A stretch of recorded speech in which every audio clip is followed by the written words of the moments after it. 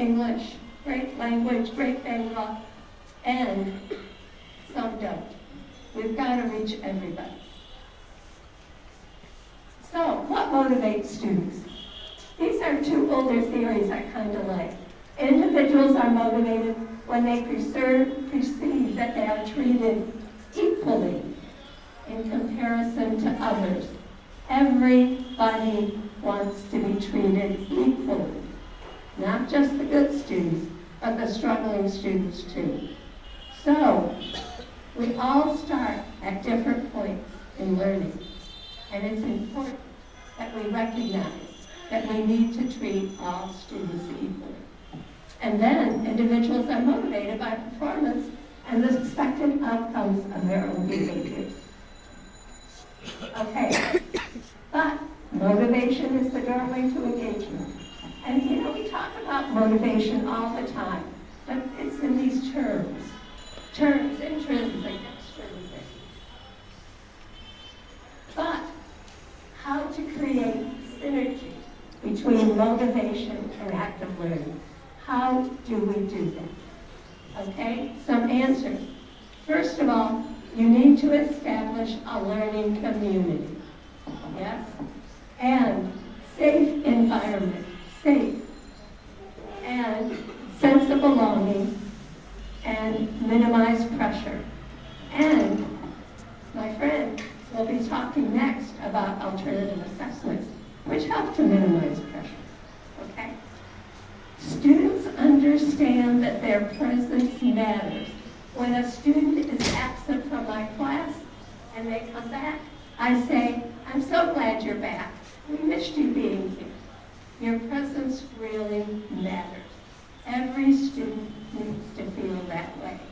Even our benchers who are sitting back there and right now not participating, not taking part, they need to feel that they're an important part of the class before they'll be engaged.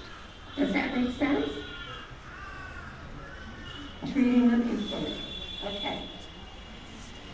So, a collaborative learning. Collaborative learning is really essential. Really, really essential. Students working together. The University of Michigan, a very good university in the U.S., did a study about how students learn. How do they learn? What's the best way? They examined all kinds of studies. And what they came up with is students learn from other students. That is the way students learn best.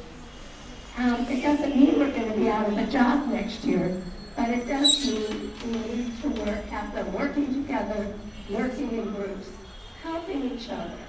Okay? Students' knowledge gains are linked to interaction with peers and faculty. So, the greater the emphasis on collaborative learning and the lower the emphasis on grades, the more likely students were to use learning strategies and critical thinking.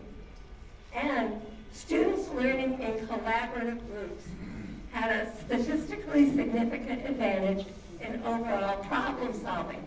And the more problems they solve in school, the better problem solvers they are as adults. Yes? So this is where they're learning to make decisions. It's very important. Okay, critical thinking. Students start schools as dualists, meaning everything is either yes or no.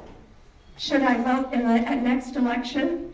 Yes, no. No maybes, no perhaps, yes, no. Everything is black or white. And what they need to learn in school is that there are multiple answers to a question. Not all answers are equal.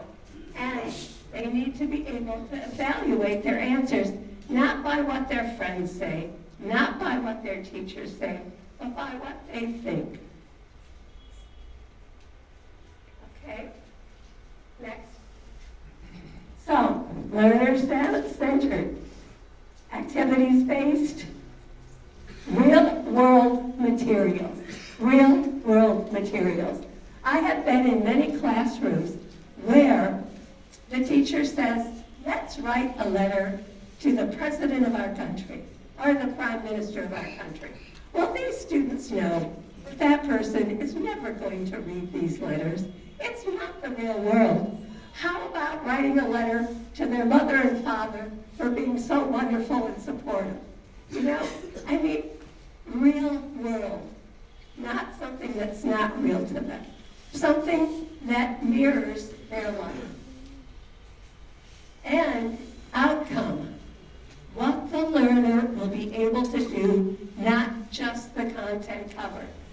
In my pre-university class, I had my students draw pictures of what they wanted to be when they graduated from university.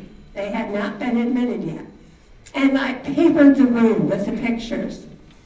And this was going to be their outcome. And when I was teaching, I'd say, okay, you want to be a musician. You want to be a rock star. Let me tell you why English is important for that.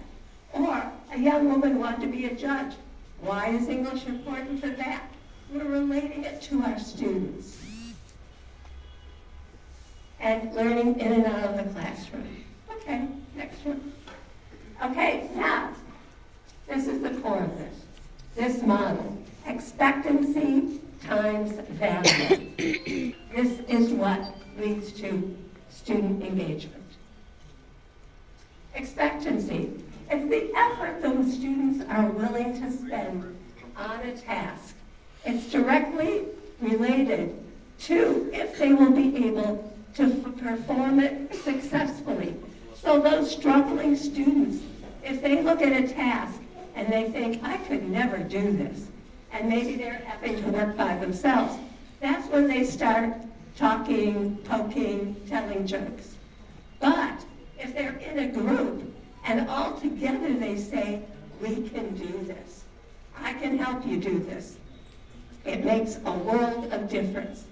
And value, the degree to which they value the activity. And so like I said, a letter to the president, forget it. They're not going to get excited about that. But maybe a letter to their grandmother. Maybe something that really relates to their life. Okay? So, people will not willingly invest efforts in tasks that they do not enjoy and that do not lead to something they value, even if they know they can perform it. Nor do they willingly invest effort in even highly valued tasks that they believe they cannot succeed no matter how hard they try. We're getting close to the techniques, okay? Okay, and students are able to focus their energies on learning without being afraid of being embarrassed or